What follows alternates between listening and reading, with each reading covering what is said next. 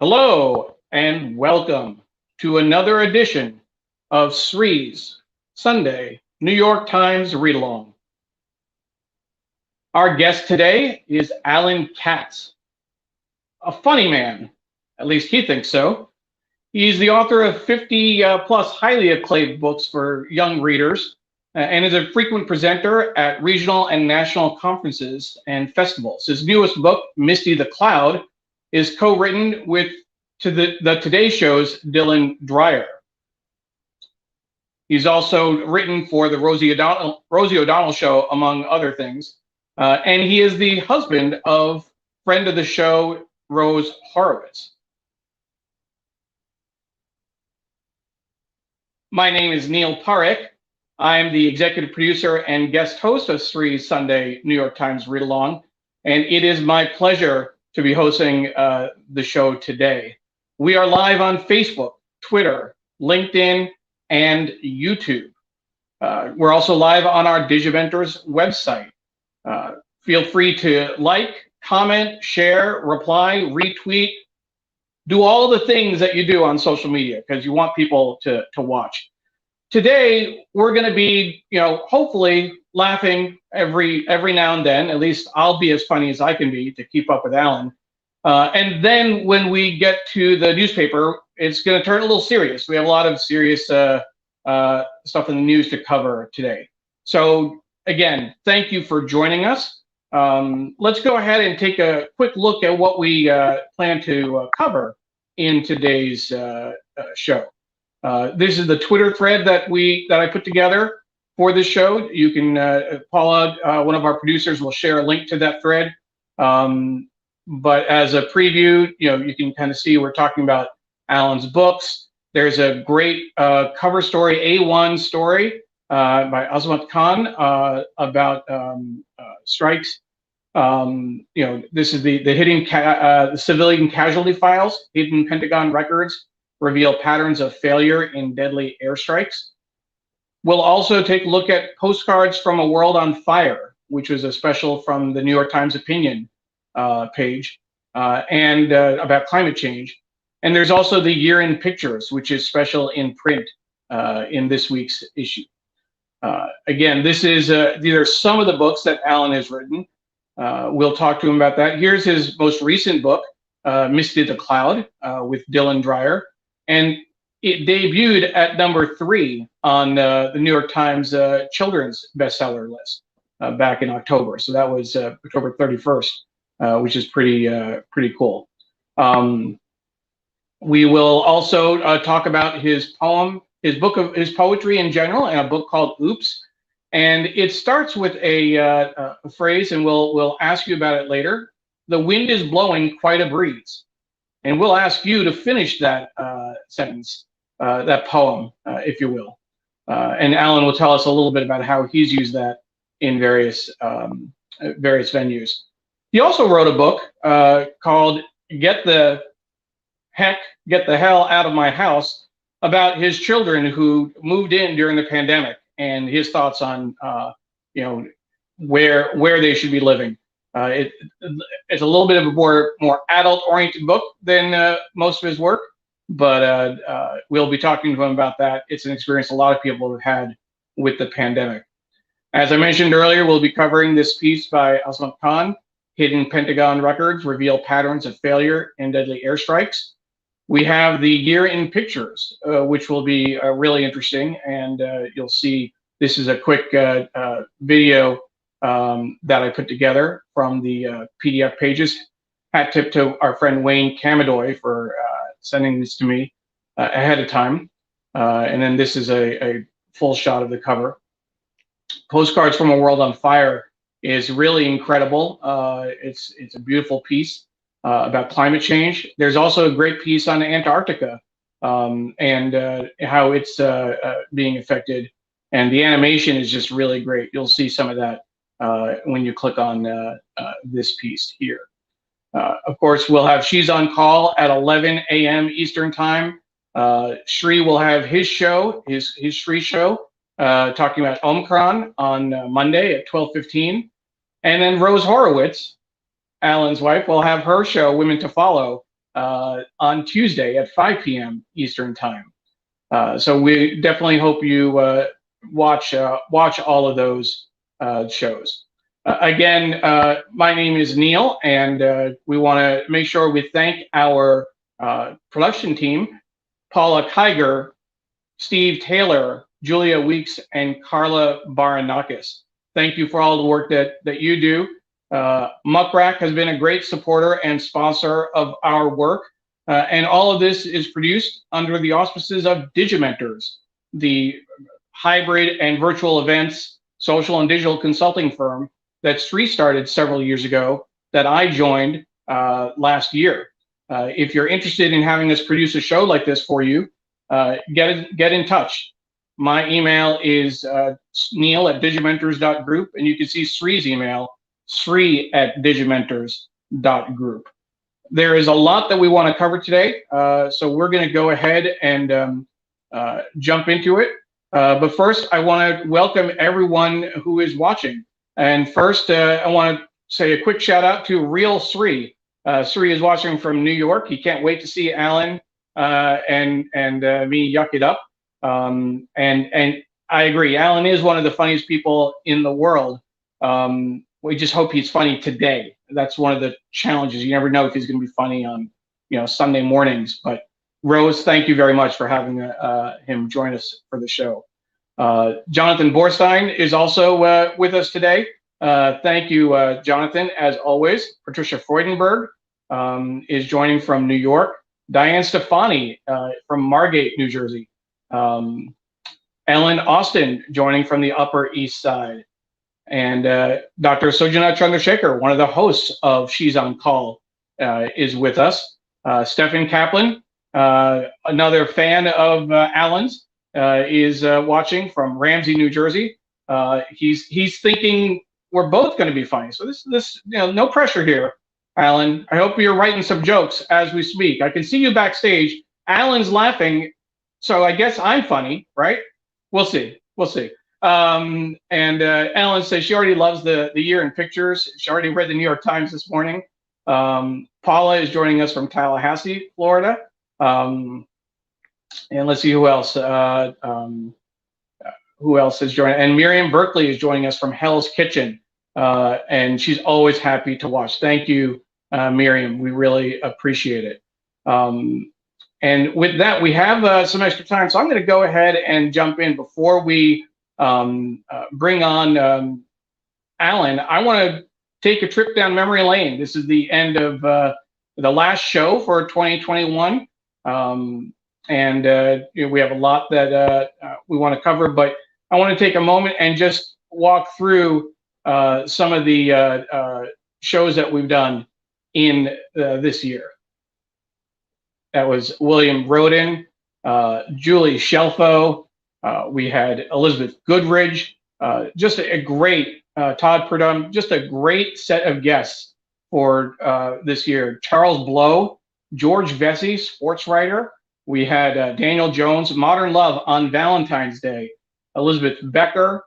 We had Ron Lieber, and you can see we switched to putting the papers up. Cheryl McCarthy. We had Ralph Blumenthal. We had Jason Deeren, Amy Reinhardt, and several other great guests. Andrew Redkin, Robert Strauss, author, Michael Moss. Had a great. We had me as well. I was a guest one time. Lisa Napoli. We had Barry Meyer,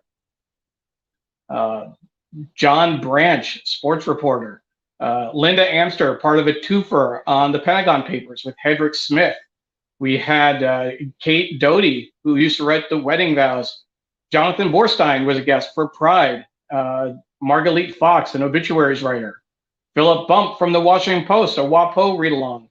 Shashank Bengali from the New York Times. Neil Amdor, sports editor. Lee Klontz from Emory University. Tina Kelly. We had Sarah Maislin Neer.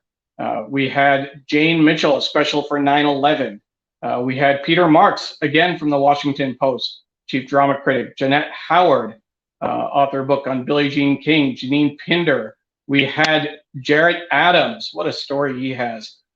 We had Nancy Smith, Ringham Smith, and Chris Smith, Terrence Smith.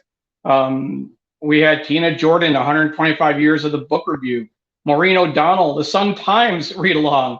Ozir Muhammad, an incredible photographer. Linda Greenhouse, legendary courts reporter. Walter Grayson and Kay Whitehead. Clyde Haberman. Oh my God, that was great. Kim Todd, and now Alan Katz. What a great set of guests that we've had this year. So with that, I want to remind folks that Alan Katz is our guest today. He is the author of several books and was nominated for Emmys several times, apparently. But we're going to have to ask him how many of those he won. I'm trying to remember seeing him on stage. I don't quite have a good memory of that. So we'll ask Alan about that when he comes on board. Before we do that, we're just going to take a quick look at the paper, and then we'll get right to our friend Alan Katz. So there's the newspaper for you, all laid out. The front page is this incredible story about the deadly strikes. Hidden files bear military failures and deadly strikes. Single byline, Azmat Khan, 9,600 words and 1,300 documents that they went through, which is incredible. And they also, this is apparently part one, so there's more to come on that. Please let us know where you're watching from, and tag friends as you go. So that's the top half of the front page, and we can actually open it up. They have a preview of the year in pictures. That's the best picture from the January 6th riots, which are coming up, of Officer Eugene Goodman saving our republic. I think that's the headline. Map by map, GOP erasing black districts. Booster efforts falter as COVID explodes anew. That's the Omicron virus. And a generation goes from play ball to play station. And that's a number of kids are not playing outside anymore. So we'll take a look at that. This is the year in pictures. This is how gorgeous this is. It's a full page photo. You can see that's why we have the camera up high. We will definitely go through that in detail. We have the Sunday Review, and the Sunday Review is, Can This Woman Save American Public Education? That's Randy Weingarten. We'll ask you what your thoughts are on education. Sunday Business is the Harvard job offer that wasn't. This was a really interesting story. You should check this out. Apparently, there is a scam targeting prominent women in India, telling them that the Ivy League was calling, and people didn't find out until it was too late when they were on their way to Harvard. So you want to take a look at that. Sunday Styles, their headline is The Year in Limbo. Each day felt the same, it seemed, but doggedly, doggedly, that's a dog, if you can see. Get that closer for you there. We got through 2021. Arts and Leisure is a story about me, mom, dad, and the snake lady. For a reporter who covers Hollywood, Guillermo del Toro's film Nightmare Alley brings to mind his own unusual childhood. That looks interesting. The book review features a piece about Alex Haley by Michael Patrick Hearn. Alex Haley, of course, the author of the autobiography of Malcolm X and Roots. And then, of course, you have the New York Times Magazine. And this was actually featured last week, Inside the Fall of Kabul by Matthew Akins. If we get time, we'll take a look at that as well. But with that preview of what's to come, we will bring on Alan Katz and see what he has for us. We gave him enough time to write a few jokes, so hopefully we'll get there. So, Alan, welcome to the show. How are you? Good morning. What a build-up. What an incredible lineup of incredible guests you've had this year, and now me. I know, kind of a little bit of a, I don't know. I'm not sure what to say. Nobel Prize winners, New York Times writers, and Alan Katz. and Alan Katz, 7-time nominated. 6-time Emmy, daytime Emmy nominee, and lost each time. Did you write a speech? Did you have a speech ready? I didn't write a speech. Back in the day when I was writing for the Rosie O'Donnell Show, which I was happy to do, there wasn't a category for best talk show because there weren't that many entertainment talk shows. There were service talk shows, but not entertainment. So we were nominated against Jeopardy. We were against the Macy's Thanksgiving Day Parade. We were against any kind of, they called it special class writing.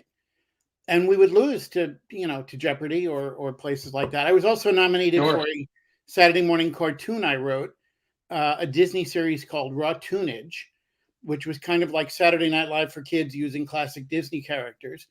And I was nominated for that, and we lost to Batman because you can't beat Batman.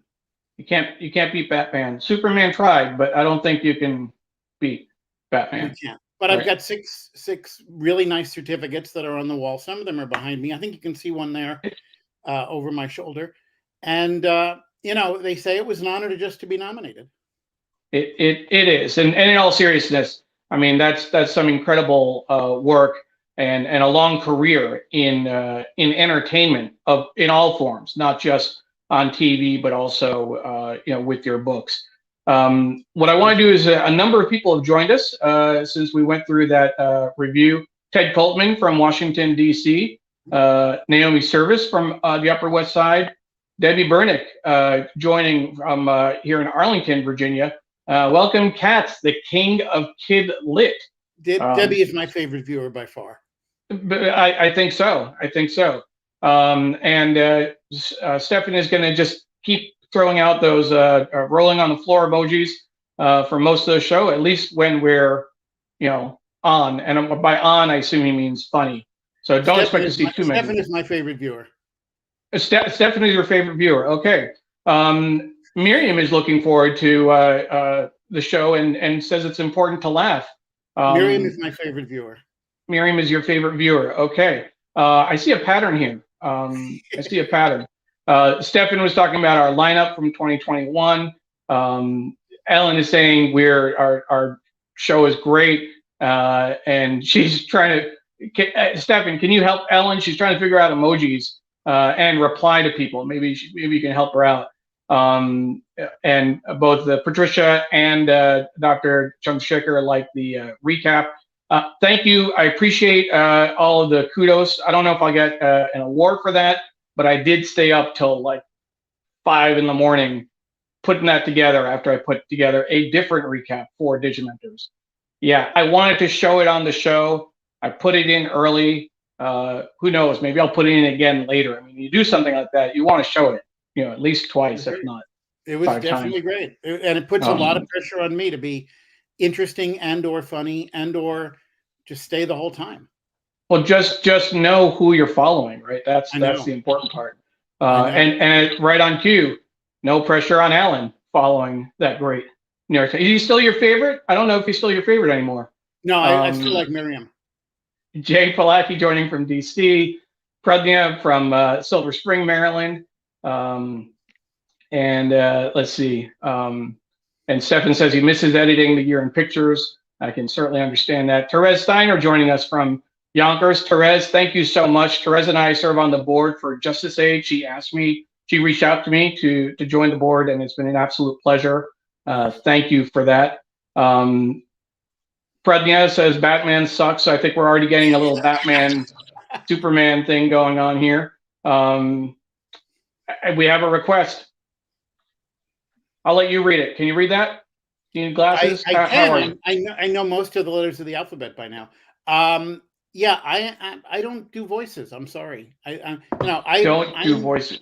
I'm an expert in the written word, and then I let other people like Rosie O'Donnell or Tony Danza or other funny, wonderful people say the word. So I'm sorry, Stefan, I can't do that. You're not going to bust out, I am Batman. If I do that, I have to do a voice for all the viewers, and that would just, it would be hard. All the requests will come in. More Superman fans, apparently, and more emojis. Carla loved the Rosie O'Donnell show, and let's see. Stepan's helping her out. Francesca is joining us from Ardsley, New York, right near my hometown of Hastings-on-Hudson. And Naomi's saying she loved when Rosie would launch koosh balls into the audience. Took my daughter, Emmy. Her daughter is named Emmy. My daughter's named Emily. That's kind of close. And they scored a couple, which is pretty cool. And Therese, thank you very much for your kind words about Justice Aid. And my mom, surprise. My mom texted me at about 8 o'clock saying, I don't have internet. I can't watch today. I'm so sorry. She watches every time. So, this is really great. Mom, thanks for figuring out how to get on. She's my favorite viewer. My favorite as well. So, Alan, we jumped right into the comments and the back and forth. But on a serious note, we ask all of our guests a single question. We've been doing this for the last year and almost, 3/4 year and 8 months now. The pandemic, COVID. How has the last year treated you and your family? Broadly speaking, I know I made reference to the book that you wrote, but on a serious note, we are hoping everyone stayed healthy, that we're hoping that things were okay with your circle. Tell us about the last year and a half. Yeah, we've been fortunate. We've been, extraordinarily careful, I guess, as anybody can be. Our son, Nathan, who is a senior at WashU in St. Louis, got the first vaccine and then got COVID the following week. And fortunately, I guess it was a perfect storm in the sense that the illness was definitely kept down to a very minimum because of the effects of the vaccine. So he quarantined for a week, and they brought him meals, and we sent him jigsaw puzzles. And a week later, he was back and ready to go. So we've been fortunate in that sense. We do have friends who lost parents, and watched with just tremendous, sadness and fear during the course of the pandemic. Our daughter is a speech pathologist in New York City, and the school went from remote to back in person, and now they're remote again, given the outbreak of the past week, although it's holiday time now for them, but they spent the end of the week remote again.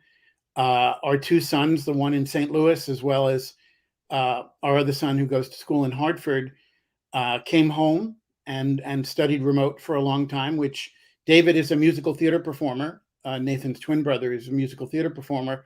So he was singing and dancing literally in our garage, taking courses that way. And our son, Andrew, who works in Washington, D.C., laid low. He works for a senator. And we did the best we could in terms of work. I was working from home, except when I'm working on a television show. I generally work from this room, from this desk. So it didn't affect too much, except, kids would come in and out and stay with us again. And we were grateful that they were able to come and happy to have them. Well, let's go right to that. You wrote a book about that experience, and it's not for the faint of heart. It is Get the Hell Out, right? Yeah, I have written.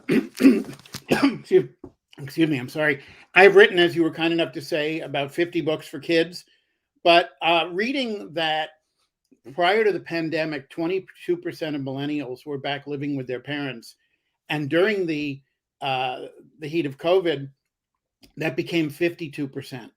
I wrote a book for all the empty nesters like ourselves. We had downsized and were expecting to be empty nesters. And kids came home, in one at a time, two at a time, all four at one point. And I wrote a book that was for all the empty nesters to say you're not alone in the, I thought I'd be an empty nester, but I'm not. And as you mentioned, the book is called Get the Hell Out of My House. It was a cautionary tale for the empty nester who didn't get to be an empty nester. And it's a picture book illustrated by the wonderful children's illustrator, Craig Orbach. And it basically says, why are you home? Get out. And then, of course, at the end, because I'm a caring parent, number one, I'm a caring parent. At the end, it says, I don't care where you go, just get out, but do me a favor. As soon as you get there, send me a text or call me to let me know you got there safely, which, you know, it's a departure for me, but it hit a certain target. And, you know, that's what humorists do. We look at the situation and in some way try to make light of it. That doesn't mean I didn't want my kids safe. That doesn't mean I didn't want my kids healthy and happy and where they were. But you can see that we bought a 5-seater couch, excuse me, and suddenly there were 6 people living on it.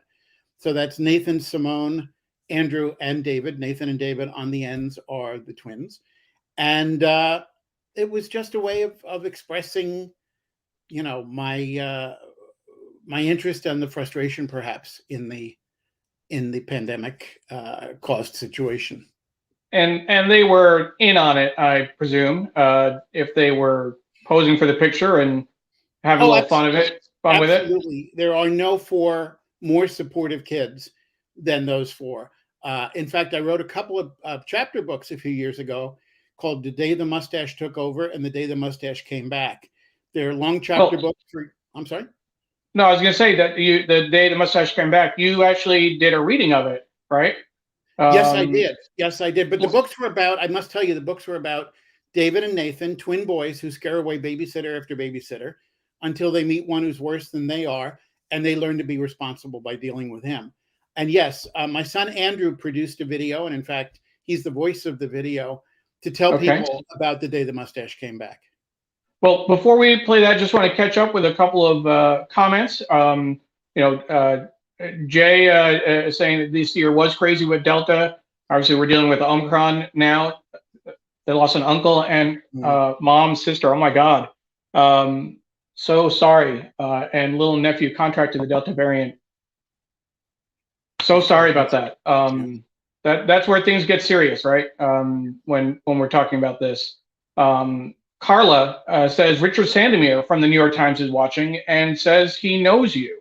I know Richard very well. He is one of my, I wouldn't say oldest friends because we're about the same age, but one of my longest time friends. We knew each other in college, and he actually lived in my mother's apartment building. So we've built a relationship of 50 years or almost 50 years on that.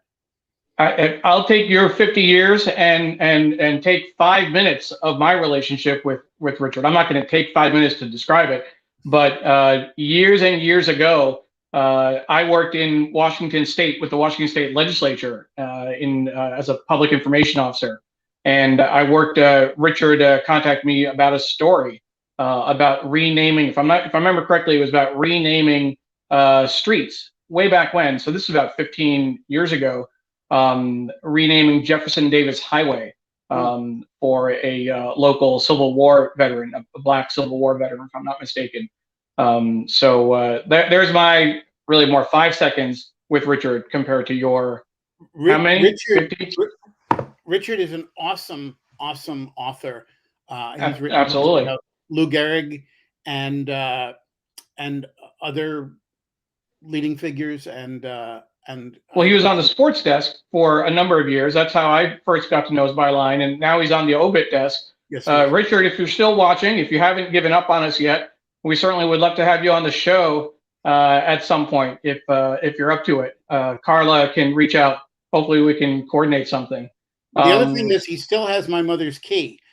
She's been dead for about 20 years, but he never returned the emergency key. He was one floor up. So I'd like that key back, Richard, please. Okay. Ron Thomas is watching from, but actually he's in the States. I believe he's in Verona, New Jersey. He's usually in Dubai, but he's watching. He loves the show.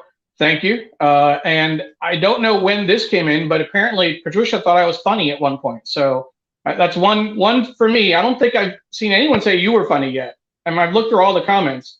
Wow. Well, it's hard to type when you're laughing that hard. I'm just saying.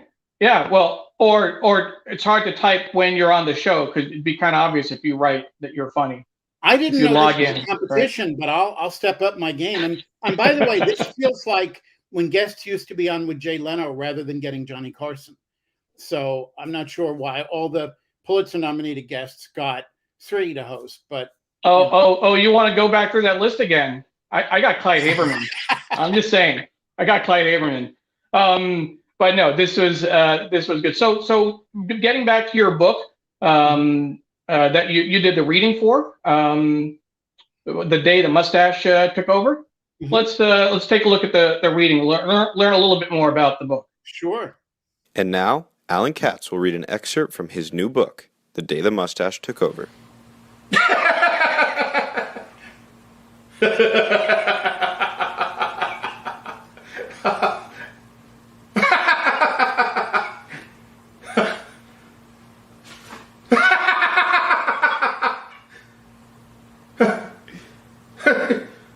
This has been Alan Katz reading an excerpt from his new book, The Day the Mustache Took Over.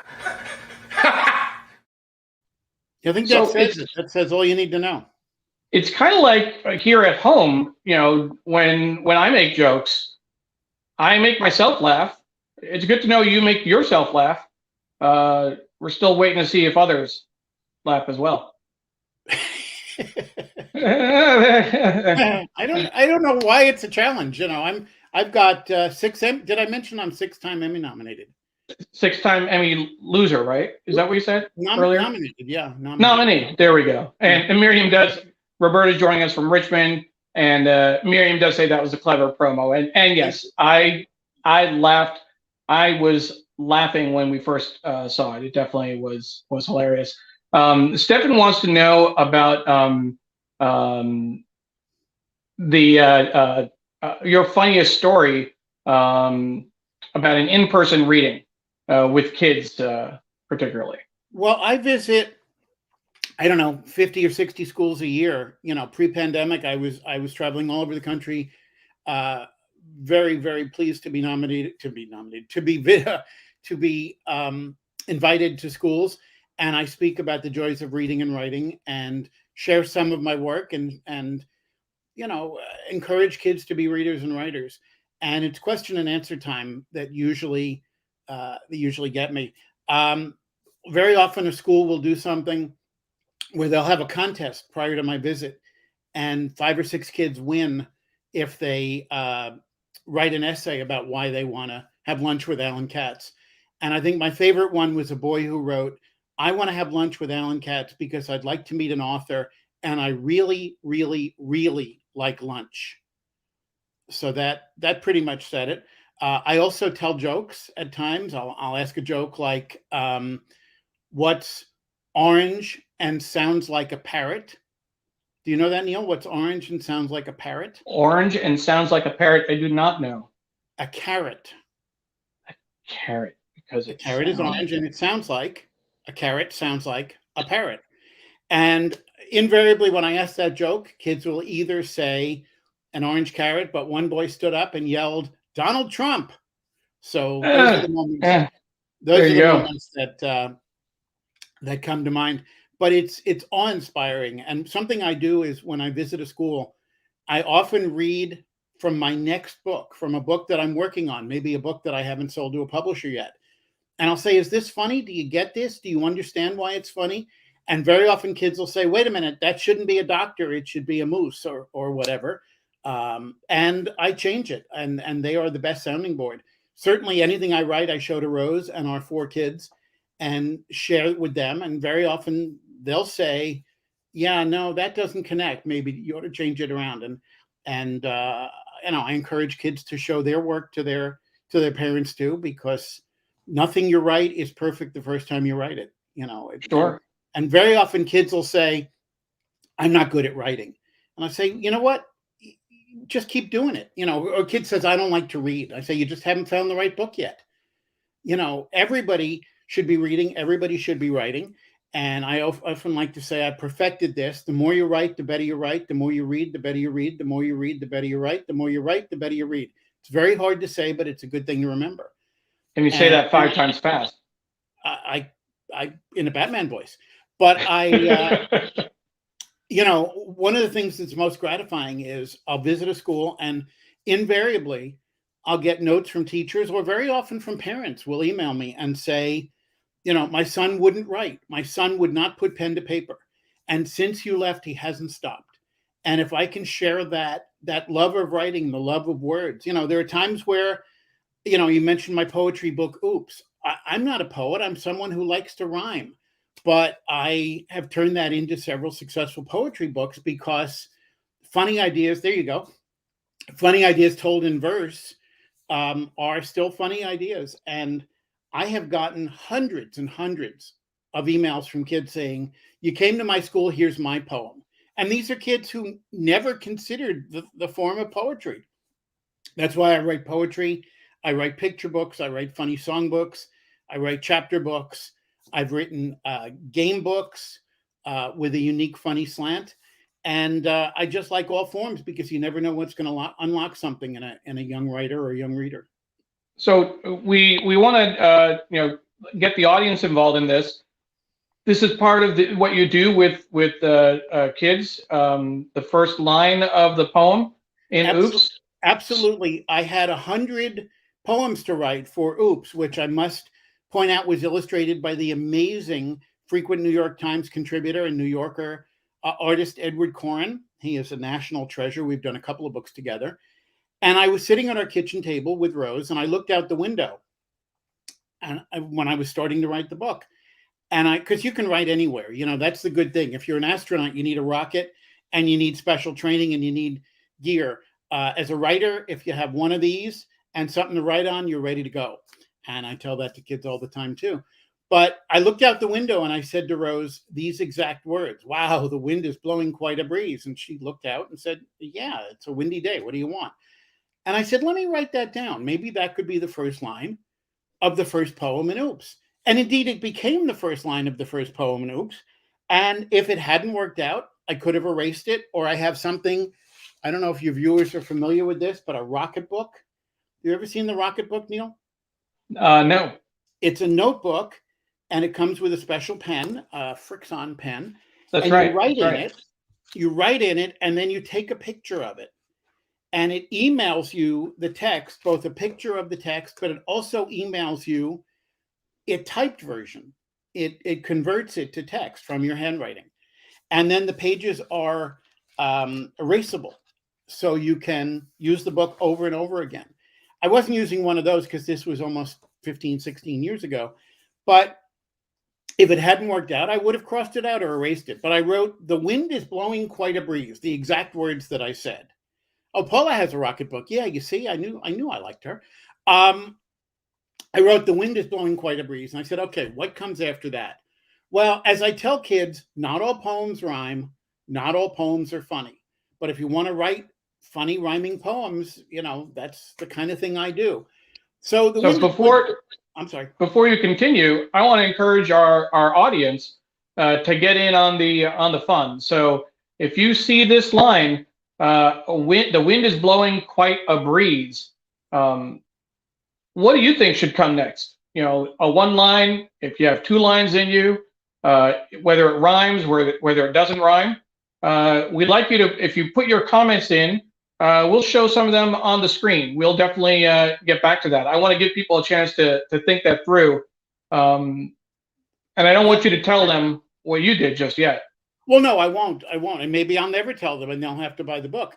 But there are kids, and I won't spoil anybody's entry by doing this, I'm sure.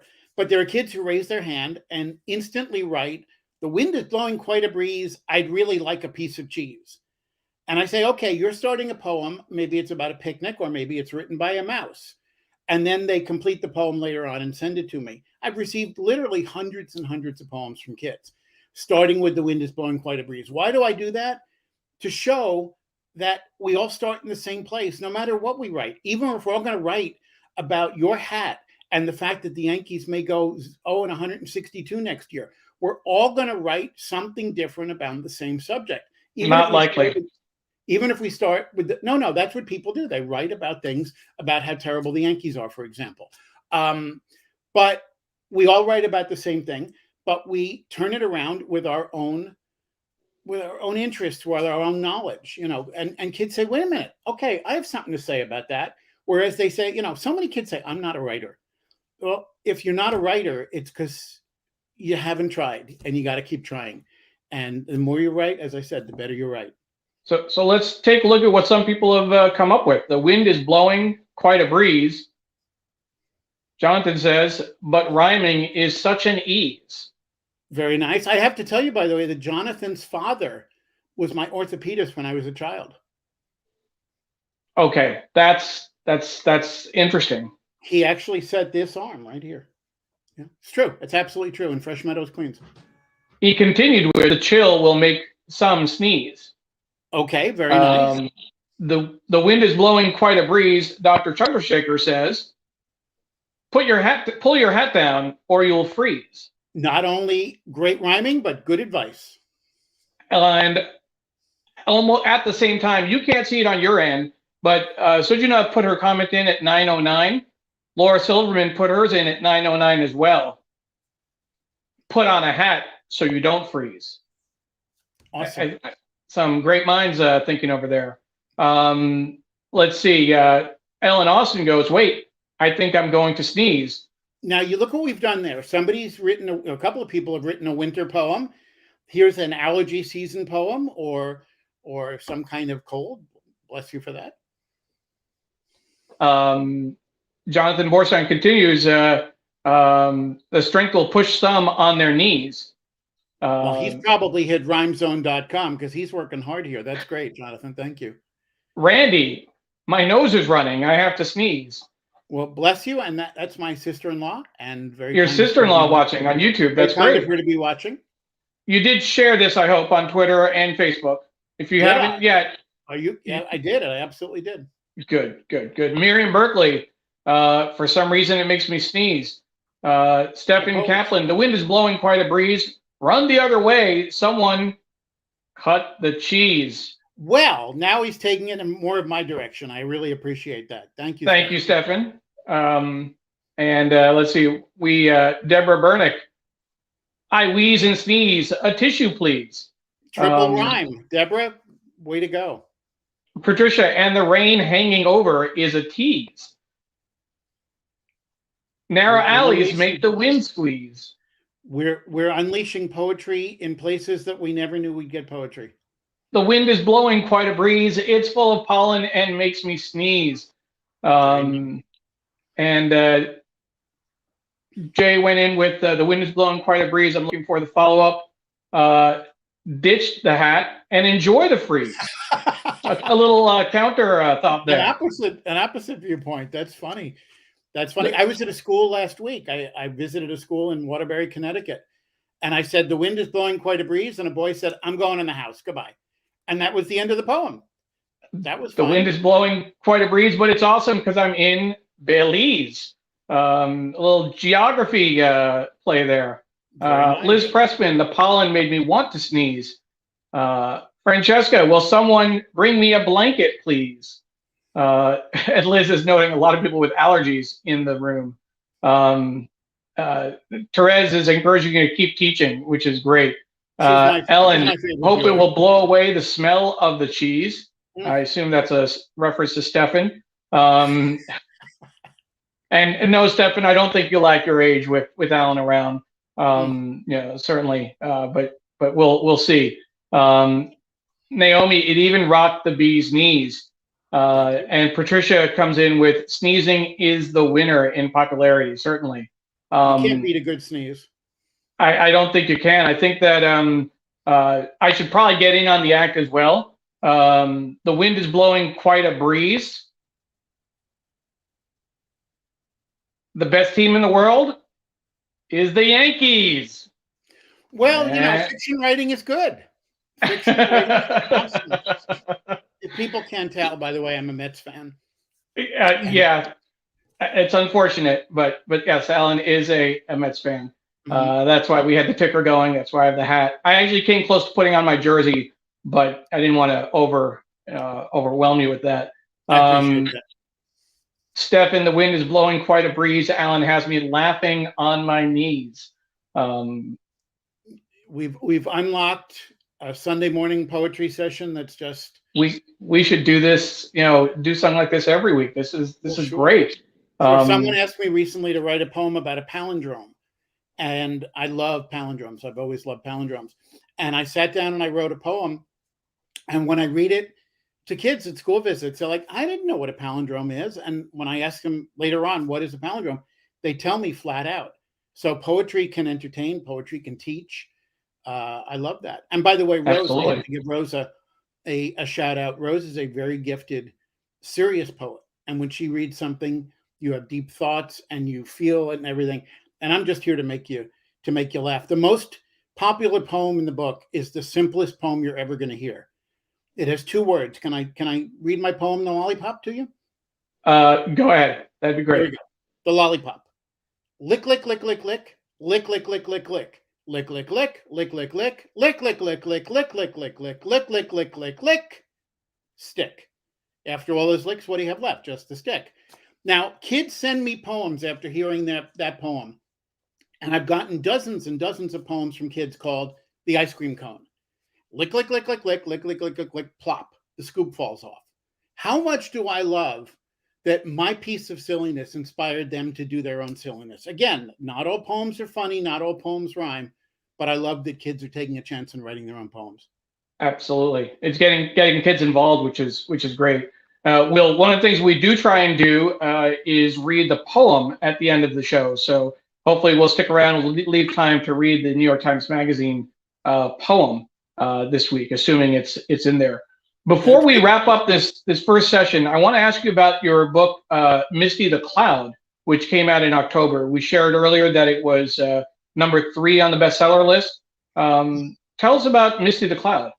Well, yeah, Dylan Dreyer, who is the awesome meteorologist and third hour host of the Today Show, had an idea for a book series with her husband Brian, to do a series of books about a cloud named Misty who had feelings and emotions as any youngster has, and learns to deal with them over the course of a picture book, kind of an anthropomorphic cloud and her friends.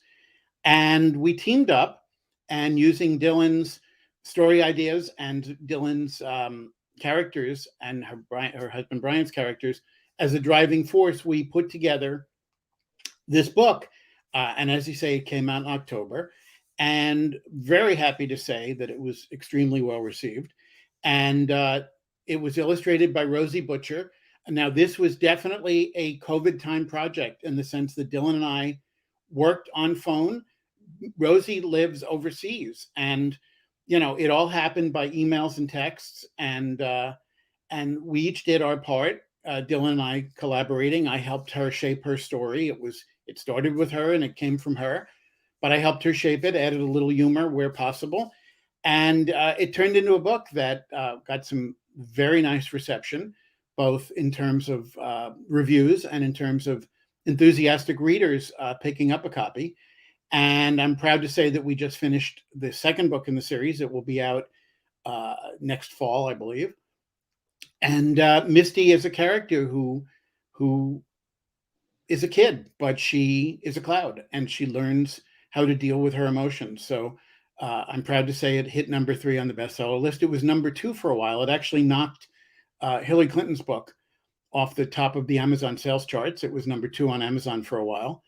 I had a book that was number 2 once before, and it knocked a diet doctor off the, there are books out there that wasn't just among kids' books. It was among all books. It was number 2, Misty the Cloud. So I'm very proud of that book and very, very pleased to be working with Dylan. She is simply an awesome person who knows a lot about weather and a lot about storytelling. And I like to say that she is now a children's author, but I'm still not a meteorologist. Well, that's great. Thank you so much for sharing that.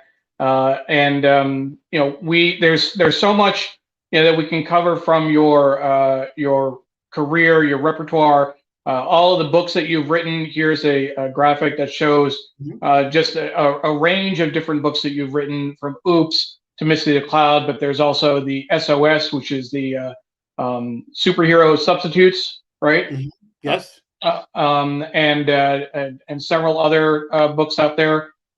There's also Liography, the series of books about Babe Ruth, Amelia Earhart, Thomas Edison, and more, where you tell a series of lies about them and Well, end it's with a not little bit really of truth. But it's not really lying. It's being creative with their lives. As you read the book, hopefully you laugh, you laugh your head off, and then you snap it back on and keep reading. But there isn't a shred of truth in the whole book. I made up the things that could have intentionally, happened to them. it's a And biography, not a biography. exactly, the absolutely untrue, totally made up, 100% fake life story of the world's greatest heroes. The last chapter says, okay, now that you know the biography of Amelia Earhart, here are some real facts about her, so you know what an incredible aviator she was. And hopefully you read that chapter and then you go read other books about her as well. But I'm here to make you laugh. I'm here to help you love reading, and then let other people do the heavy lifting of teaching them the real facts. And so the two other things. One, I'm going to ask Paula to put in a link to this piece. This is a bit that you did on the Rosie O'Donnell Show. Yes. We are not playing the video here because we don't want to run afoul of copyright censors and algorithms and such. But if you click on the link, it'll take you to the video on Google Drive, and it will it'll be worth watching. Well, thank you. Yeah, Rosie had me on the show many times to promote my books, and my kids were on as well. And then that particular case, I was meowing Silent Night to an audio track. It was meow, meow, meow, that kind of thing. And I wouldn't do Batman's voice, but suddenly I'm meowing. But after writing and co-writing literally hundreds of parody songs on the Rosie Show, that turned into a book series, the first of which was Take Me Out of the Bathtub and Other Silly Dilly Songs. There are 14 song parodies in here to the tune of songs you already know. And just because it's holiday time, I'll show you Where Did I Hide My Presents, which is also holiday songs. And I write parody songs, and kids write their own parody songs too. I love that. I love, I grew up with Alan Sherman, for those of you old enough to remember Alan Sherman, Hello Mudda, Hello Fada. And in 9 Silly Dilly songbooks, I've been able to tell 126 different stories, funny stories in verse. We actually just turned that into a musical that my son David was in. He's a musical theater performer, and he sang songs like Stinky, Stinky Diaper Change and Something in My Brother's Underpants to the tune of Walking in a Winter Wonderland. And we did about 30 performances at a kids museum here in Connecticut, and hope to take it on the road as soon as it's safe and wise to do so. And Diana is offering praise for Misty the Cloud. Her 7-year-old and 11-year-old both love the book, and she enjoys reading it as well. So Diana, that means a great deal. Thank you so much. I'm so proud of that book. I think Dylan came up with some incredibly wonderful scenarios and some incredibly wonderful characters, and it's been a joy to help bring them to life. You should know that if Diana's at home, which I believe she's not traveling, she's watching from California at 6:30 a.m. her time. So Diana, always thank you for waking up early to watch. Diana, the last bit, favorite viewer. Before we get into the paper, tell us about your report card that you got when you were a wee This is type. one of the things I show in school visits. Thank you for bringing that up. Mrs. Balowitz was an awesome teacher. Let's face it, all teachers are awesome. But she wrote something to my parents on the first report card marking period. And I put the arrows up there, but she wrote, Alan must work toward expressing his written ideas more creatively. And when I show that, teachers nod and kids gasp because they say, wait a minute, you're a writer. How did you ever need help? And I said, everybody should work harder. Everybody should dedicate themselves to telling stories better. I like to say that nothing is perfect the first time you write it. Revise, revise, revise. Revising your work is an author's best friend. I've never written anything that didn't undergo revision after revision after revision till it was just right. I proved it in Oops. That poem, that report card is actually reprinted in Oops, as is something that I wrote in 3rd grade. It's a parody of Jack and the Beanstalk, probably my first funny piece that I'm very proud my parents saved. And listen, we're all writers. We all have stories to tell, and they're all going to come out differently based on our knowledge and based on our experience. But you could end up, even if you don't want to be an author, even if you don't want to write for the New York Times. Look, Rose and I are both writers. Rose is a Pulitzer-nominated journalist herself. She has written stories that changed legislation. I write stories that hopefully make you laugh, but it's the same 24 letters of the alphabet. Kids stop me and say, wait, 26. You didn't, but it is 26. And that's the magic of words. Same computer, same printer, same alphabet. That's what words can do. That's pithy, isn't it? That was very pithy. Yeah, a little bit. It's pithy-like. A little long. Pithy adjacent. That's okay. Let me Could you start edit again? it down? That'd be great. So right. What we want to do now, we want to shift gears. We want to cover the paper. We want to talk about the news, some very important feature stories. We have the year in pictures, etc. So we'll go ahead and bring the paper up. And so this is kind of like the reverse Wizard of Oz experience. We're going from color to black and white. We're going from the funny to the serious. So what you're saying is you're going to read the Times with someone who wrote really stupid stories for really smart kids. No, actually, I'm not. We actually have another guest that's going to be joining us for the second part. So bye, Alan. Thank you very much for joining us. You didn't get to watch. Alan did not see that coming. He cracked up when I threw him off. No, we're not going to get rid of you, Alan. But we are going to read the news. Oh, did I make you sad? What was that? I can't hear you, Alan. Say that again. What was that? You're muted, Alan. Yeah, you're muted. Yeah, because I muted you. That's... Oh, there you go again. Muted. Wow, the real ladies and gentlemen, the real comedy stylings of Neil. You know, you got to watch it. Don't get into a fight with someone who buys ink by the barrel. Don't get into a fight with someone with their hand on the trigger, on the mute button, right here. By the way, before we hit the Times, I do have to tell you the joke about the man who goes in a bookstore and says, "Hi, I'd like a book by Shakespeare." And the clerk says, "Anyone in particular?" And he says, "Yes, William Shakespeare." Yeah. All right. Absolutely. Top that. Here we go. Absolutely. So let's go ahead and take a look at what's in the paper. And we'll go. We'll keep Alan on the side here. If anything comes up, certainly, Alan, feel free to jump in. If not, just sit back, relax. Try not to, laugh too hard when we're going. This front page story we told you about, hidden files bear military failures. I want to jump right to that. That's on page 28, and that's going to be in the second section, if I'm not mistaken. Outside of New York, I can't remember how Wayne Camdoy told us last week, I think, that the presses in New York, College Point, can print I think 46 pages. I'm doing that from memory, but the New York Times is also printed at 16 different presses around the country. I get mine. I'm in Washington, D.C. The Washington Post prints the paper. They can only go 26 pages. So that's why there's a second section. But here is this feature story, this huge report. As I said, 9,600 words. Hidden files reveal military's failure in deadly airstrikes, which is just incredible. I think it was 1,300 documents that she went to.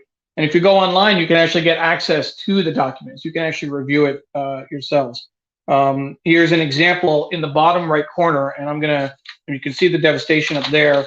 But up here, I'm just going to show you this one piece. You won't be able to read that, unfortunately. In East Mosul, Iraq, what happened? As Iraqi forces neared Qusay Assad's home, ISIS forced his and two other families into an abandoned school in an area under its control. A strike targeting 4 ISIS fighters crushed the school. The victims, 8 civilians dead. Qusay Assad's 14-month-old daughter, Aisha, and his 4-year-old son, Abdul Rahman, as well as his wife, were killed. His son, Muhammad's leg was split open, but he lived. I'm going to pull this up so that you would be able to see it a little bit better. The Pentagon's finding, based on analysis of full motion video, or FMV, 8 civilians and 8 enemies were killed. And the report, the FMV clearly shows 8 unarmed individuals, some of whom are assessed to be children, moving in the rubble after the first munition detonated on the target building. Just an incredible piece, and this is apparently part one of an investigation review of these documents. You look at this, there's another 2 full pages inside, several other stories as well, as you can see. Just incredible, and then it continues over here. So you'll want to spend some time and really dig into this this excellent piece by Azmat Khan.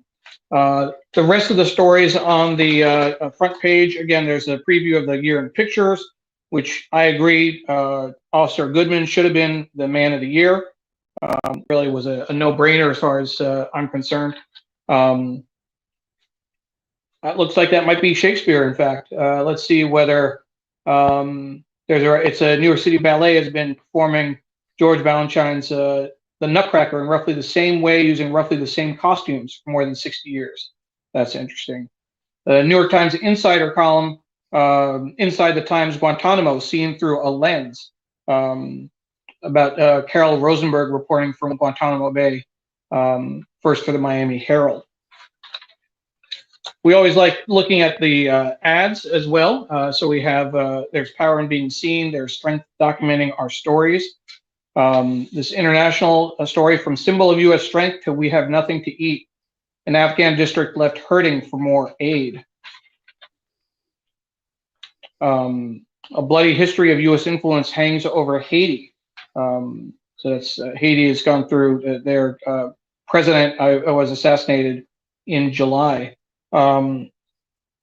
Here is an ad for Ally, the year in words 2021. Obviously, everything with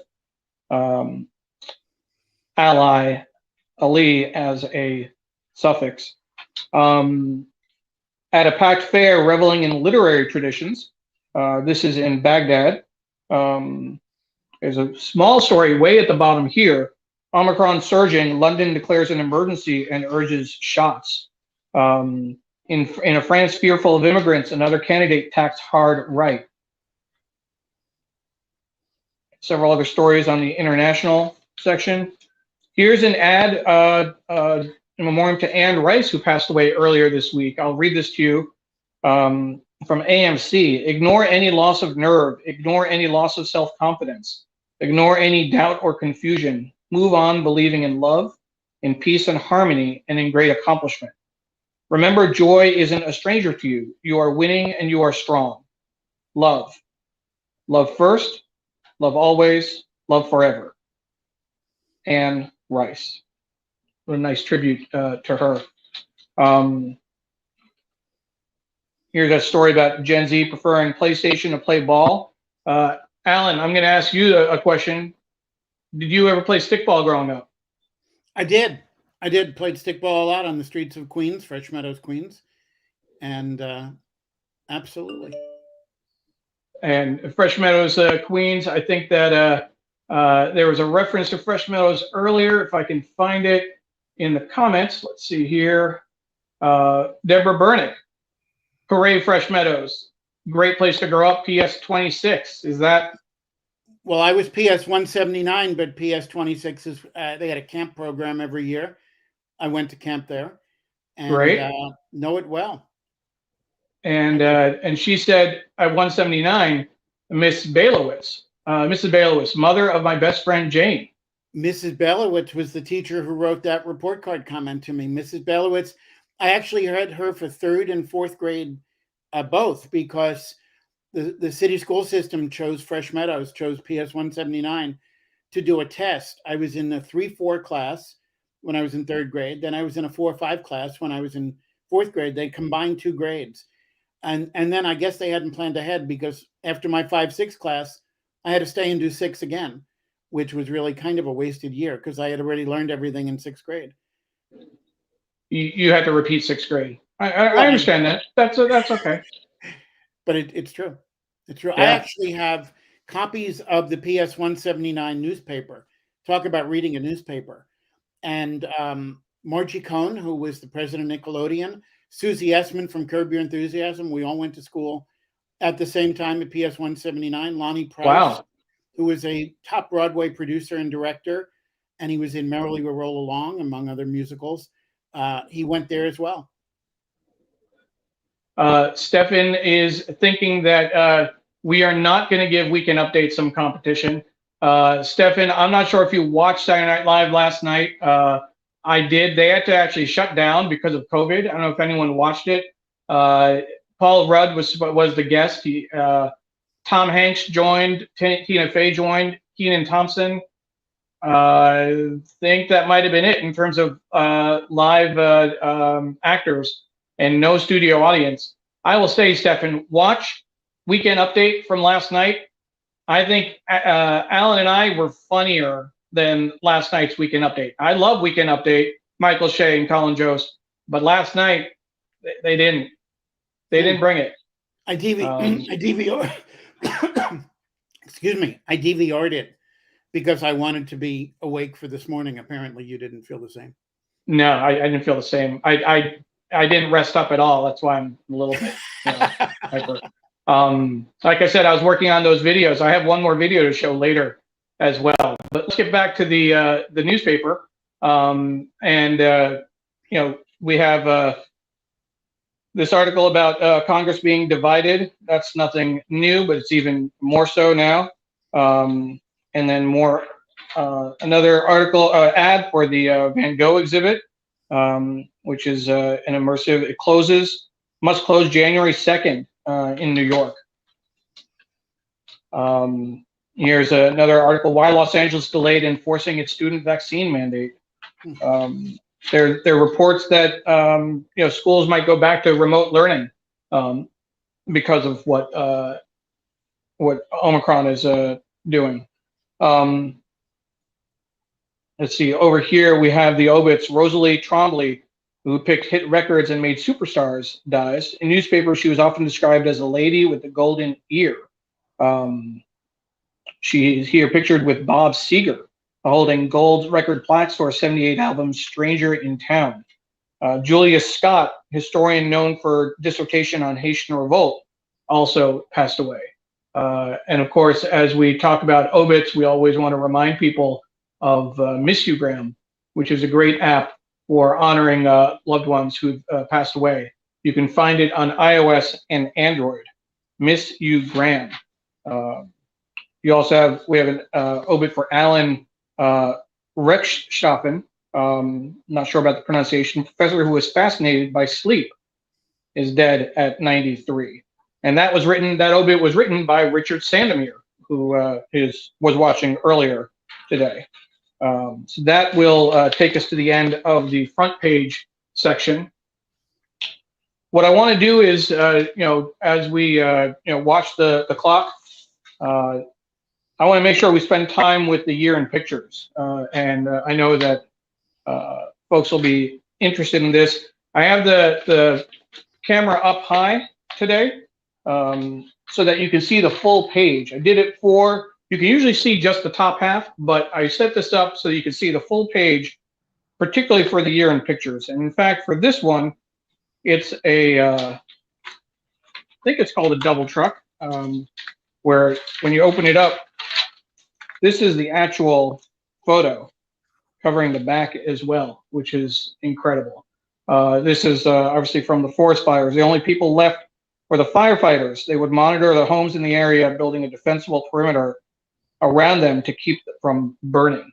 So we'll just put that a little bit larger for folks to see, get a closer look on that. Alan, we can still hear you if you pipe up. I didn't get rid of you, but I want to be able to focus on the pictures. So let's take a look at what they have in here. And of course, if you go to the Twitter thread, I have our website has a PDF of the photos. So if Paula can share a link to that, we have a full PDF of this section if you don't get the paper. The link online is also, it's always beautiful to see online as well. But if you do want to see how they laid it out in the paper, visit our website. This image, it starts off, is March 23rd in Munich. A nurse filling syringes for a COVID-19 vaccination campaign for employees of hospitals in the Ludwig Maximilians University system. You have these 4 pictures from January 6th. obviously the one of Officer Eugene Goodman in the bottom right corner. Hopefully you can see that. I'll move this up because I think it's important to see that particular photo. I'm gonna make a mess of the paper, but again, I want to make sure that photo gets as much airtime as possible. That is Officer Eugene Goodman luring the mob away from the entrance to the Senate toward an area with police reinforcements. What an incredible day! And I do want to mention, you have pictures of the rally outside, of some of the fighting down here. Again, another shout out to my neighbor, Stephen Karlichak, who is a Capitol Hill bike patrol officer. Stephen, I just want to thank you again for your service in general, but also on January 6th.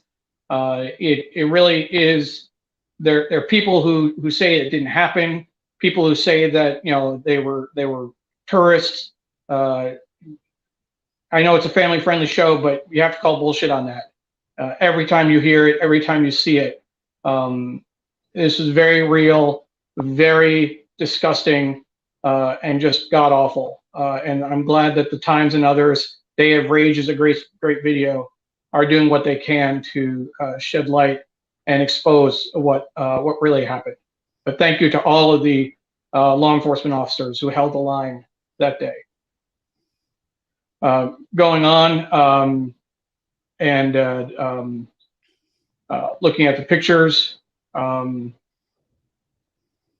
thank you, Stefan, saying nice camera setup for the year in pictures.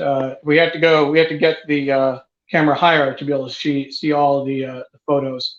Ellen says fantastic pictures, and an incredible man. I'm assuming she's referencing Officer Goodman. And again, Ellen, definitely encourage you to go to our website to find the PDF. Paula put in a link directly to the PDF, but even if you just go to the link to the page, you'll be able to find it there. So continuing on, the inauguration, that's of course President Biden and Jill Biden on January 20th. You have other pictures here from Moscow, from Los Angeles. Maritza Cruz comforting her mother after their father lost the struggle with COVID-19. So this is certainly kids in Bangkok going back to school. You can see the layout. Maybe hard to see the details on the pictures, but you can definitely make this out.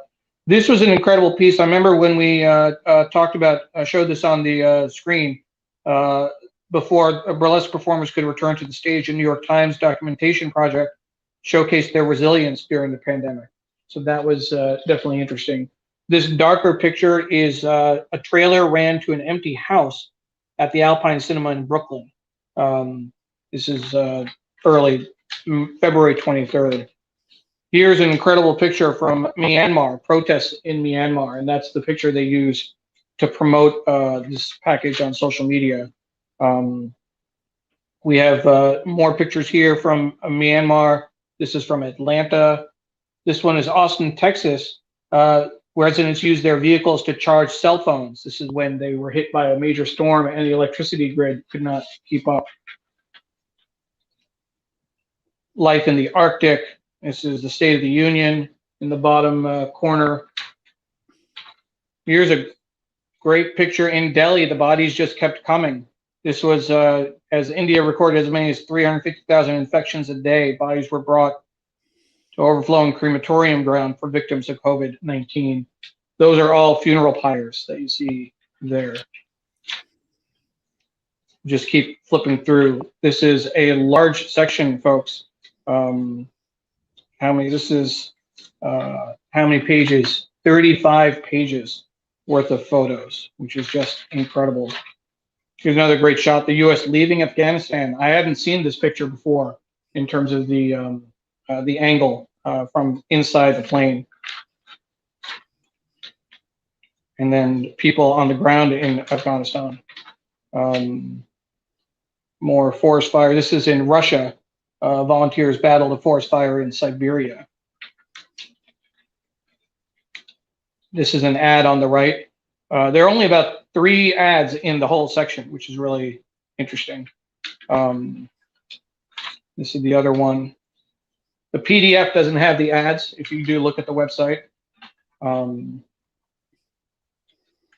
This top one, Riverside, California, November 12th, California School for the Deaf football team dominated opponents to become championship contenders, electrifying their campus. This is a picture of refugees in Belarus, migrants caught in political tussle between Poland and Belarus. This is, of course, Stephen Sondheim, who passed away recently, and a bill signing in Washington, D.C. at the bottom. And then this is the back of the of that front page. Very impressive, very incredible shot. Bringing you back in, Alan, any thoughts looking at those photos? Well, they're obviously very powerful. We have the paper at our door. I'll have to take a good look later. I can't help but think that they jumped the gun in publishing that, though, because they could have included a picture of the two of us. They could have. They could have a screenshot. We can, if people want. I mean, let's try and line this up here. Step back just a little bit. Smile. Is my hair all right? Well, yeah, I got a hat covering my hair. Yeah. Okay, great. Screenshot. The problem is we missed this edition, and next year it wouldn't be appropriate. It wouldn't be. It wouldn't be. A couple of comments. Fit to print. Sorry about that. It's not quite all the news that's fit to print if they didn't include us. If they didn't include us, absolutely. Quite seriously, a very powerful collection of photographs, putting the year in good perspective. Certainly. A couple of comments that came in. Ellen said, "Fantastic pictures, nothing like the print edition." She's saying very real. Talking about January 6th. Stefan says that picture of Officer Goodman is one of the most important photos of the year.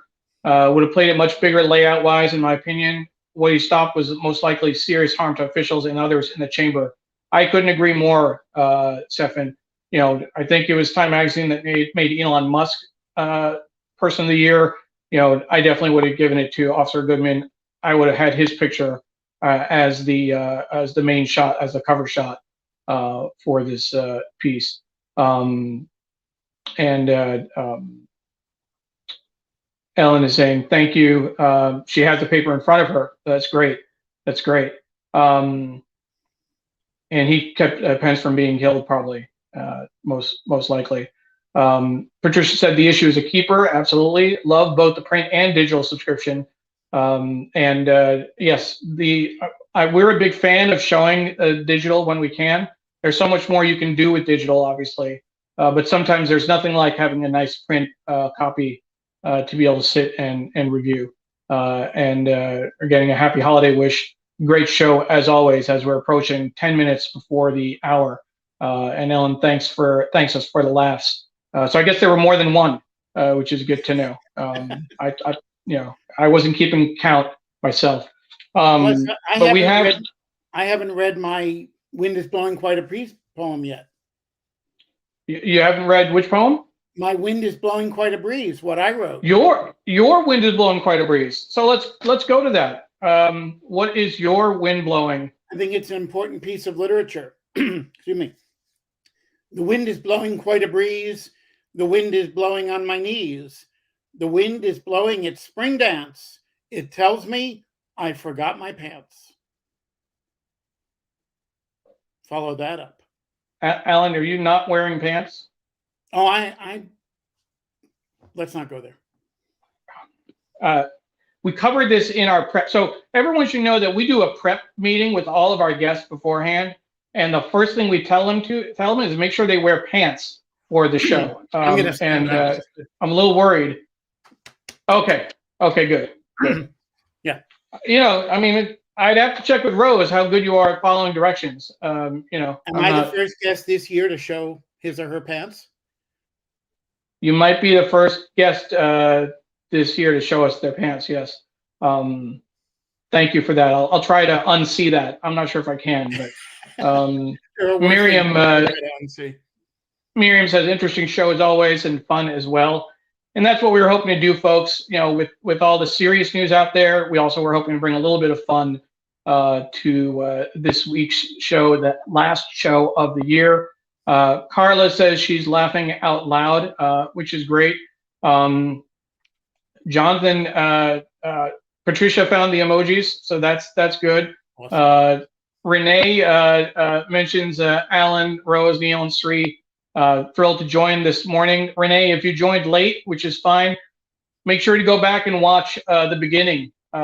We started off, we had a lot of fun with Alan in the beginning, then we got to more serious stuff. And we're still having a little bit of fun, but it's definitely worth watching from the beginning. And Ellen agrees that image is not an image she needs on a Sunday morning. So thank you, Ellen, for keeping it could have been worse. On. If I weren't wearing pants, that would have been much worse. It could have been much worse. Deborah says, wonderful session. Parekh Katz. So I guess that's the official name of the group. Notice which one came first. It's Parekh Katz. Well, you're the opening act, and I'm the yeah. Yeah, we'll leave you a few minutes at the end. Sure. Thank you, and thanks for the hat tip, Deborah. Appreciate it.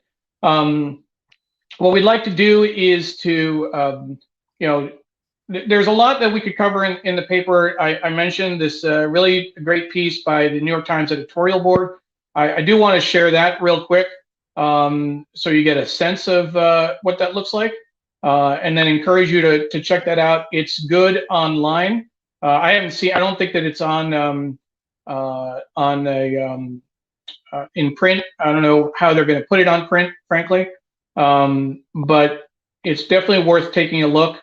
And it was really good on my phone. City swallowed by dust, human history drowned by the sea, economies devastated, lives ruined. 193 stories show the reality of climate change in every country in the world. Postcards from a world on fire. And you scroll down to see how the planet is changing, and you can tap on the green button to hear sounds. And it scrolls across like this. On your phone, it moves really well. But these are all stories of how climate change is affecting every country in the world. So I definitely encourage you to check that out when you get a chance. What we'd also like to do, Alan, is make a few announcements, and then we'll bring you back for a couple of final thoughts, and then we'll do another recap of the year. Our guest, of course, has been Alan Katz. Want to thank everyone for joining us. We wouldn't have been able to do this without our great production team of Paula Kiger, Steve Taylor, Julia Weeks, and Carla Baranakis.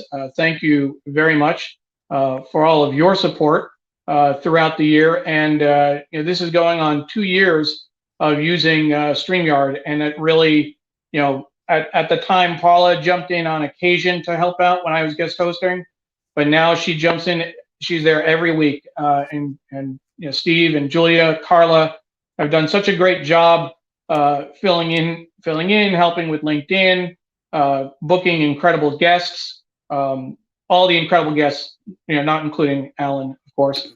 Alan's a great guest, not quite incredible.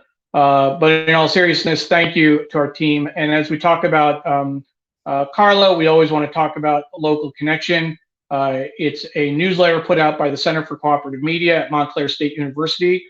Each week, it offers story ideas and pro tips for journalists. And best of all, it's free. You can subscribe at bit.ly/local news tips, bit.ly/local news tips. A shout out to our sponsor, Muckrack. Thank you again for another great year of supporting the work that we do.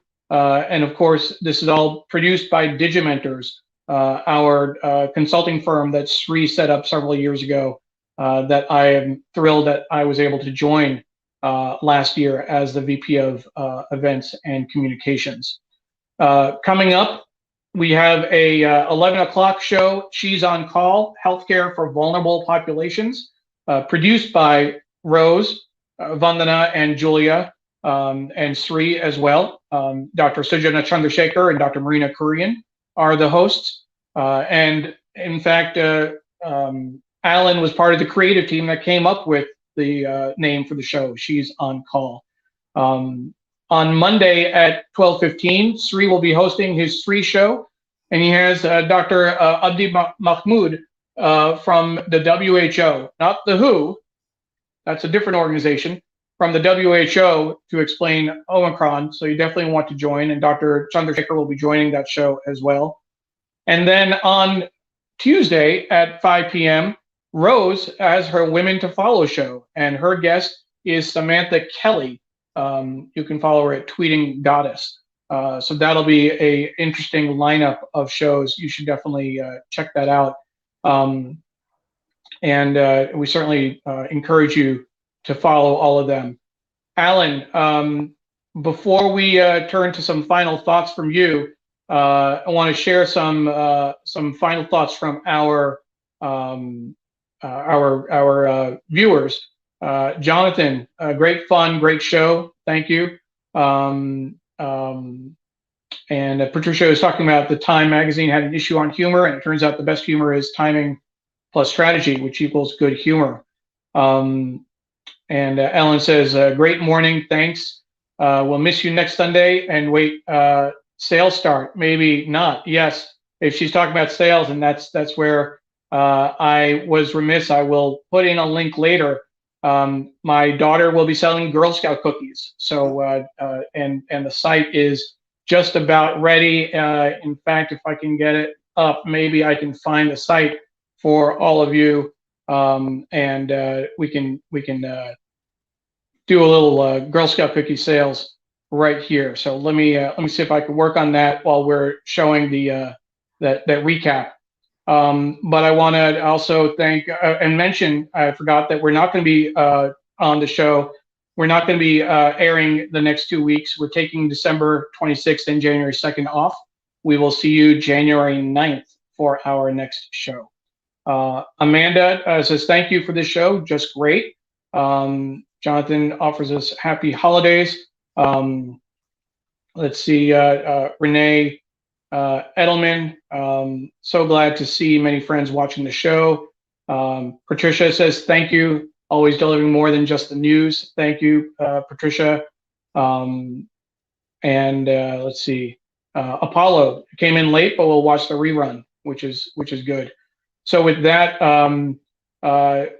Alan, any final thoughts for our audience? Well, I want to say a final thought to you, Neil. Thank you for having me on, for giving the jokes as well as you listen to them. It was a good give and take. I was surprised that you summed it up by saying our guest has been Alan Katz. I don't like hearing the words "has been" right before my name. Well, you know, but I guess two fits. But I thank you. I thank you. You do incredible work week after week after week, and I'm pleased and privileged to be part of what you do. Thank you for a year of great shows. I've seen many of them. I wish everybody a safe, happy, healthy holiday. Stay safe out there. That's the main thing. That's not a wise statement. It's just something that you know, as Broadway shows are closing down and schools are closing again, and there are threats everywhere we look for the virus. Just take care of each other and stay safe. Absolutely. Thank you, Alan. Appreciate that. I want to encourage people to stay if they have just a minute. We're right at 10 o'clock. We're going to show the recap video. We showed the recap for the New York Times read along, but I want to share some of the work that we've done at Digimentors over the year. And I see there are a number of people, and Ariaga, that a friend of yours, or she definitely family? is very close family friend. Thank you, Anne, and thank so you. nice to watch. Thank you. And Therese says, much joy this holiday season. Alan, thanks for bringing it. Thanks for bringing joy to so many. And Deborah says Emily's Girl Scout cookies rock. Deborah is a great customer for Emily. So if you get a chance, Paula, I shared the link to the cookie site. There you go. Paula dutifully put that in. So folks want to, if you don't live in the DC area, please pick shipping so that we don't have to come to your house and deliver it. I'll make things a little bit challenging, but certainly encourage you, if you can, please support the Girl Scouts and, of course, Emily. Liz says thank you as well. So with that, let's, again, I mentioned Digimentors earlier. That's the consulting firm that Sri started. Let's just take a quick look at the year in review of the work that we did. These are just some of the shows. That was the University of Rhode Island, Big Brothers, Big Sisters. We did the inaugural API inaugural with Kamala Harris, the Greater Providence Chamber of Commerce, Northern Rhode Island Chamber of Commerce. This was the Louisiana Policy Institute for Children, Asian American Legal Defense Fund, IMGL, gaming lawyers. This was with the UNDP, Mount Vernon Unitarian Church. We do some pro bono work as well. United Way of Southwest Louisiana, Global Finance Magazine. This was Tufts Health Plan. This was Education International, Northwest Eye Surgeons out of Seattle. This was Princeton University. This is data.org. University of Buffalo Law School, an award ceremony. This was Social Media Weekend that we organized. This is a celebration for Cantor Bruce Howlive. Thank you, Renee. Princeton University, another conference with them. Another Greater Providence Chamber of Commerce, the Carnegie Corporation of New York, American Neurotology Society. You see the range of different groups that we've worked with over the year. Southern Poverty Law Center. We did a press conference for them. Another event for Carnegie Corporation. A wedding for friends of mine from United Way. UNOPS. Mel Mencher, a memoir, a book release, He for She Summit. We had a 3-day conference for ANS as well. Another Carnegie Corporation event, a lot of repeat customers, repeat clients. UNDP, Nature for Life, the South Asian Journalists Association, Northwest Eye Surgeons again. When clients come back, that's a good thing. UN Family Planning Association, huge event for the Southern Poverty Law Center. And this is coming into November. Global Finance Magazine, again, Bread for the City, Carnegie Corporation, and then a bris. We did a bris, Alan. And then just yesterday, we did a memorial service for my high school, middle school social studies teacher. Bruce Crandall passed away. And I can tell you the bris, we did the wedding. I did the wedding for friends of mine. When we can take what we can do and you know what you do as a humorist, when you can bring joy to people, when you can make their lives a little easier. We grow close to all of our clients, but sometimes some clients are more special than others. When people can write in and saying, thank you so much for live streaming the memorial. I was supposed to come from Ohio and drive. They were going to go drive from Ohio to New York for the memorial, and they were exposed to COVID and they couldn't go, and they were just heartbroken. When you can bring that kind of experience to people, it really does mean something. And I want to thank, in particular, Steve Taylor joined me to produce that show, and thank Sri and all of our Digimentors colleagues for putting us in a position to do that kind of work for others, with others. It really is something special. And yeah, again, with the work on She's on Call, Patricia says, wow, this recap is awesome, especially seeing all the efforts of the New York Times Read Along production team. Thanks for giving. And of course, that doesn't include the Sri show and the She's on Call as well. We have those cards. we'll just play those. This is the Sri show. We have She's on Call, all of the guests, and of course the New York Times read along. And here's to a great 2022. So with that, thank you for joining us. Thank you for being. And Patricia said the Jim Dwyer Memorial was great as well. That was last year. That's one of my favorites as well. But that was in 2020. With that, Alan, thank you very much for joining us. Thank you for being a great guest, a funny man. He lived up to your reputation. I appreciate that. And we hope you have a good end of year and a good new year. Hopefully 2022 is better than it has been. The last thing that I'll mention before we go is we are curious. We want folks to let us know what their year was like and what their thoughts are for next year. We have a survey that we're running on work, life, and travel. So we're curious about your experience over the last year and then what you see coming up in 2022. So if folks have a chance to fill that out, that would be great. We'll put the link in. Paula just put the link in for folks. Let us know, what your experience has been like and what you're expecting. To sweeten the pot, everyone who fills out a survey gets a chance at winning a $100 Amazon gift card, and you can use that to buy at least 10 of Alan's books, I would think, if not more. Right? Although, excuse me, I'm so sorry. Amazon is great, but there's nothing like going to an independent bookstore to make your purchase. We certainly support independent bookstores. Absolutely. I'm not sure how you can tie the Amazon gift card to use the Amazon gift card for something else. Buy the books at the bookstore. How about that? Exactly right. Thank you. Great. Well, again, thank you very much. Have a great year, and we'll see you January 9th. Thank you. Take care. Bye-bye.